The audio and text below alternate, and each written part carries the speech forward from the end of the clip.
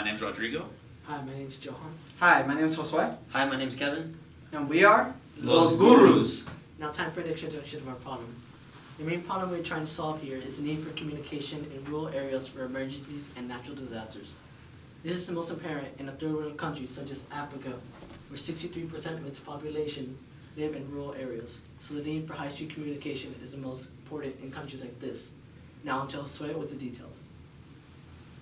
Yeah, so we have here a system that would be able to communicate. And so what we drafted is basically a concept that would be certain cell network towers that won't require a power grid.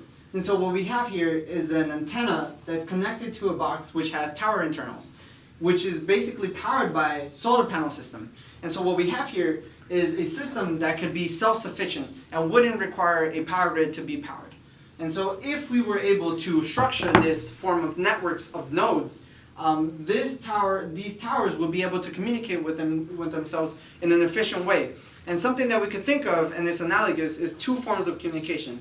One of them it would be like a 911 call, where a person in distress would be able to contact the right authorities. Or if we wanted to send Amber Alerts, we would also be able to ping where the certain location is, and we will be able to send an alert for them. And on to a little bit more of the numbers and details with Kevin.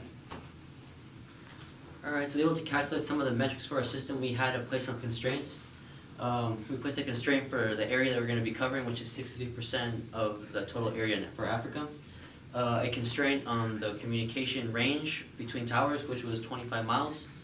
And using these two numbers, we've created a number that would be the number of towers that we need to be able to cover this area, which is 18,000. Using a traditional approach of high-performance cell towers, which we can find easily in the United States, we found that around $200,000 is needed for each cell station, which is approximately 3.6 billion. And this is excluding power grids and operation costs. Our solar approach, however, is about $65,000, and this is using a COTS approach, commercial off-the-shelf items that we would just put together, which includes the cell tower internals, the antenna, and the solar panel system. Putting all these together, we came with approximately 1.2 billion, which is a great reduction from 3.6. Now, to look at some of the benefits, I want to pass it off to Rodrigo. So the main benefit of this device would be that the number of lives that could be saved would increase dramatically, from anything such as emergency medication needed or natural disasters such as earthquakes and fires.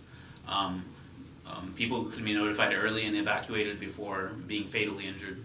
Another benefit would be that since the towers would be solar powered and self-sufficient, this would lower the cost, and because of the lower cost, we could plant more towers and widen the range of the emergency alerts.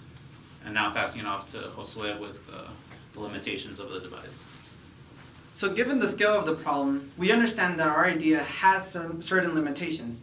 But please keep in mind that our intent is to create an affordable and modular system. And so what we have here is a system that is solar powered. And we know that a solar powered system is not your conventional cell towers, which require infrastructure. And so in the end, we know that this certain system would be able to efficiently communicate only for natural disasters or to send alerts to other communities.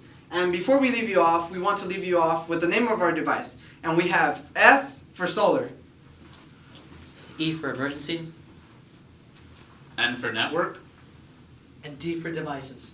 S.E.N.D. S.E.N.D.